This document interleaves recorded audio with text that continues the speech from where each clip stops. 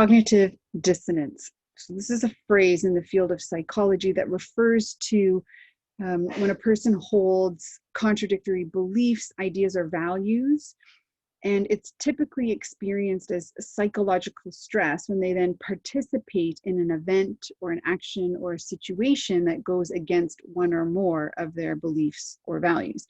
In other words, we can really call it mental discomfort.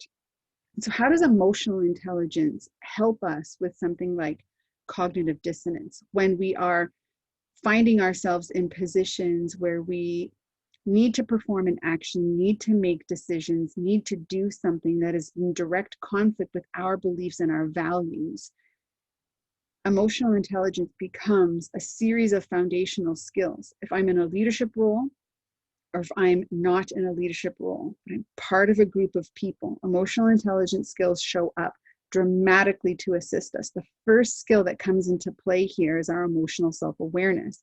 So when we are in mental discomfort because of being in conflict with a set of values and what we're being asked to do, emotionally we will experience that. And our emotional self-awareness allows us to pick up on that discomfort, the unpleasant emotional feelings, and be able to then understand how they're impacting our ability to tap into our intellect, to tap into our communication skills, to tap into doing things like being empathetic and ask questions to seek clarity and understanding. It even can influence, of course, our ability to tap into problem solving. What am I going to do in this situation when I can tell that I'm in conflict with something they're asking me to do? The next skill that comes into play is our emotional expression and assertiveness. So it's our ability to articulate how we're feeling, what our beliefs are, what our values are in a way that is non-offensive and non-destructive to other people. In essence, it's speaking in a socially acceptable, respectful way for what is going on around us as well, because we are one of a community, of a tribe. So we need to be able to consider that other people will have different values and opinions and beliefs.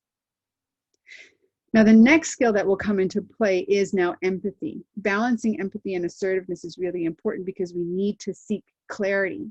So while I express that I'm having concerns and issues around this thing because I'm in conflict with a value of mine, now I need to seek clarity because I may not have the whole picture.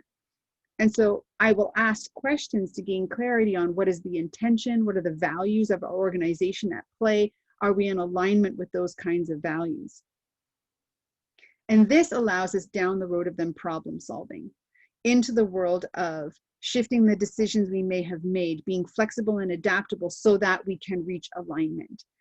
And when we're in alignment, we're emotionally well.